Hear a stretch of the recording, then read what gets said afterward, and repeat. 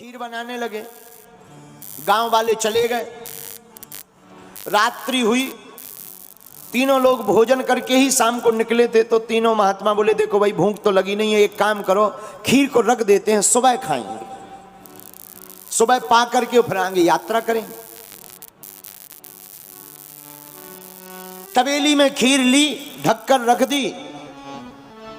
अब तीनों ने मन में विचार किया कि सुनो, जिसको बढ़िया सपना अगर आएगा, बहुत अच्छा सपना आएगा, और उस सपने को जो बताएगा, और जिसका बढ़िया सपना होगा बहुत अच्छी क्वालिटी का, उसको पहले नंबर पर खीर खाने को दी जाएगी, फिर बाकी जो बचेगी वो दूसरों की। तीनों सो गए बड़े आराम के साथ।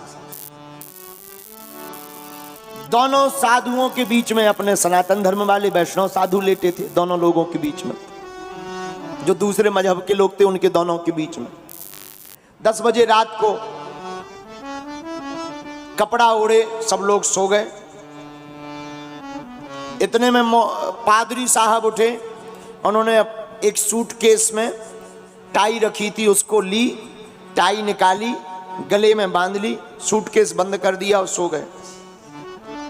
दूसरे मौलवी साहब थे, उन्होंने केवड़ा का इत्र निकाला, अपनी दाढ़ी में लगाया और सो गए।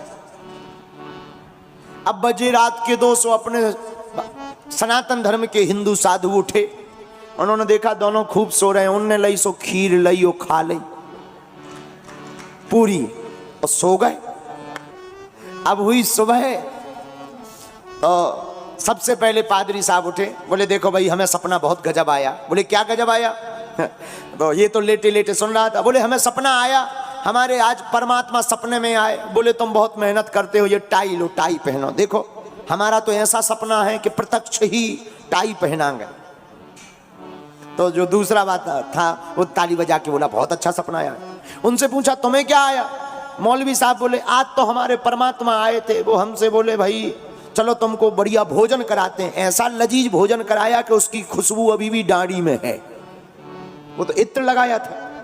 और तीसरे वाले जो अपने महात्मा थे हिंदू धर्म से, उनसे कहा उठो उठा, ये पड़े ही पड़े। बोले क्या बताएं, कमर दर्द हो रही, तरह सेवा करो, मिड़ाई करो। दोनों लोग बेचारे कमर को सहलाने लगे कि हो क्या गया।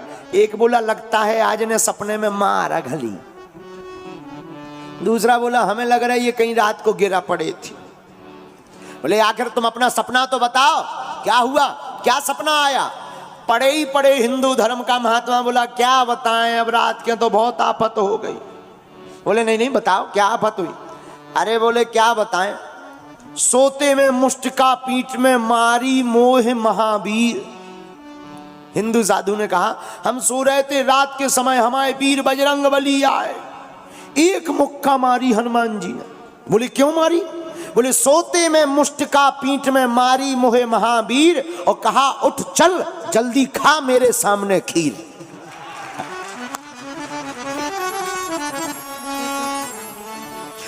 सोते में एक मुष्टिका मुझे मारी महावीर, और बोले उठ जल्दी उठ खा मेरे सामने खीर। और खीर रोते हो रोते हमने खाई, इसीलिए सुबह से ये वृथा सुनाई।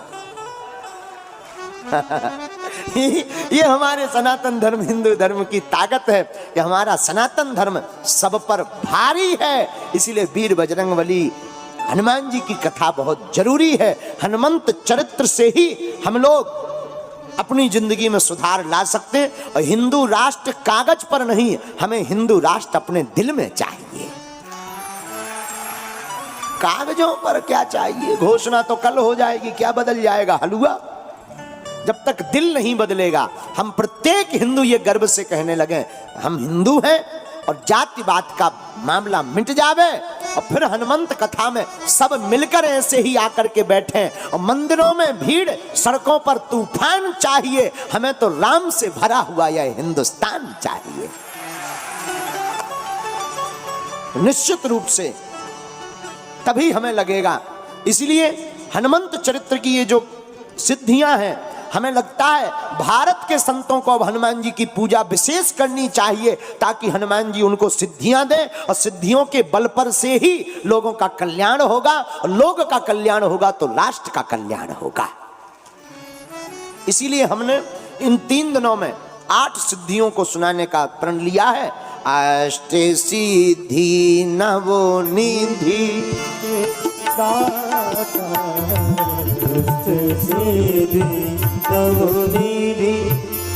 के दाता, अष्ट सिद्धि नवनिधि के दाता, अष्ट सिद्धि नवनिधि दाता। हनुमान जी महाराज 8 सिद्धियों देने के दाता हैं और केवल देते नहीं, हनुमान जी अपने जीवन में प्रयोग करते। लघिमा सिद्धि का प्रयोग, जो 4थी सिद्धि हनुमान जी के पास है, उसका प्रयोग हनुमान जी उड़ने में करते हैं, हल्के बन जाते हैं। अच्छा, इस सिद्धि का एक और जवाब हो सकता है महाराज जी। जब भी ऊंचाई, जैसे ऐसे समझो,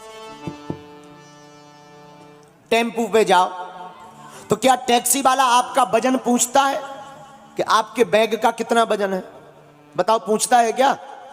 अच्छा, बस पे क्या बस वाले कभी पूछते हैं? बोलो बोलो, हाँ जी या ना जी?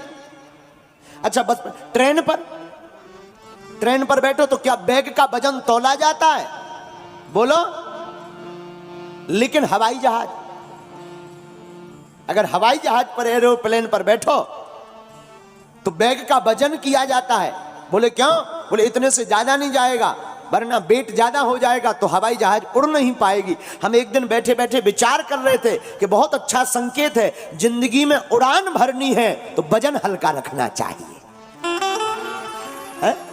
महाराज जी, जिंदगी में अगर उड़ान भरनी है, जिंदगी में बहुत लंबा उड़ना है तो वजन हल्का रखना चाहिए, भजन ज्यादा रखना चाहिए। इसीलिए हनुमान जी 4थी सिद्धि का प्रयोग उड़ने में करते हैं। जब उड़ते हैं तो लघमा का प्रयोग करते हैं, हल्के हो जाते हैं, और वही उड़ पाएगा जो हल्का हो जाएगा। मानो तुम भी अपनी जिंदगी में ऊंचाइयां तभी पा पाओगे जब तुम अपने अहमता से हल्के हो जाओगे, तब ऊंचाइयां तुम्हारे कदम चूमेगी। इसीलिए अष्ट सिद्धि नवनिधि के दाता, अष्ट सिद्धि नवनिधि के दाता, अष्ट सिद्धि नवनिधि के दाता, अष्ट सिद्धि। एक बात और, अब हमको 4थी सिद्धि पर एक जवाब और आ रहा है कि हनुमान जी के पास ये 4थी सिद्धि लघमा क्यों है। ऐसे समझो, पानी होता, पानी, नदी में आप कंकड़ डालो, पत्थर, तुरंत डूब जाता है। हाँ जी या ना जी? बोलो। अच्छा, नदी में कागज डालो, क्या डूबता है? पत्ता नहीं डूबता, लकड़ी नहीं डूबती है। क्यों? क्योंकि नदी में वही डूबता है जो बजनी होता है। हमारा मानना है कि 4थी सिद्धि हनुमान जी इसीलिए अपने पास रखे हैं कि ये संसार भी एक सागर है, और इस सागर में अगर तुम अहमता का वजन बनाकर रखोगे तो डूब जाओगे, लेकिन विनम्रता के साथ अगर जियोगे तो पार हो जाओगे। इसलिए हनुमान जी के पास लघमा नाम की सिद्धि है। अष्ट सिद्धि नवनिधि के दाता, अष्ट सिद्धि नवनिधि के दाता, असवर दीन जानकी माता, असवर दीन जानकी माता,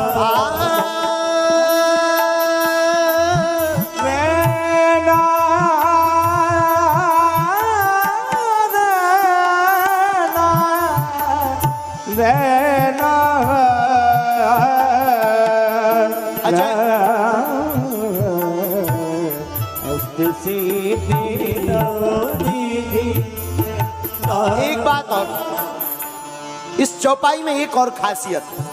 क्या? इस हनुमान चालीसा की चौपाई में एक खासियत यह है कि असवर दीन जानकी माता, माता का प्रयोग किया। अब हम सोच रहे थे महाराज जी मां का प्रयोग क्यों किया?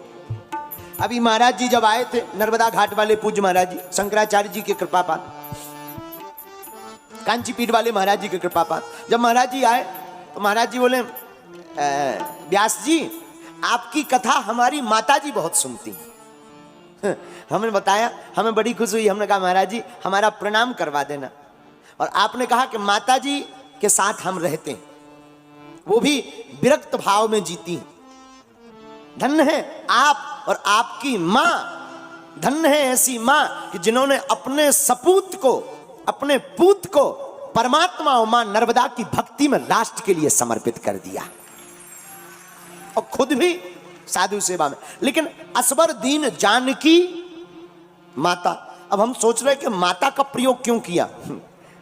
हमें बहुत अच्छा लगा, जवाब मिला जब भीतर से कि कुछ भी प्राप्त करना हो तो बाप से दम नहीं पड़ती है।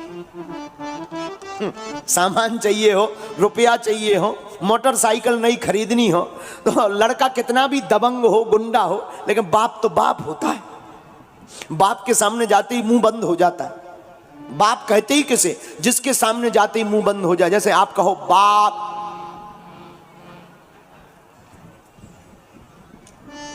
अच्छा ये हो गया।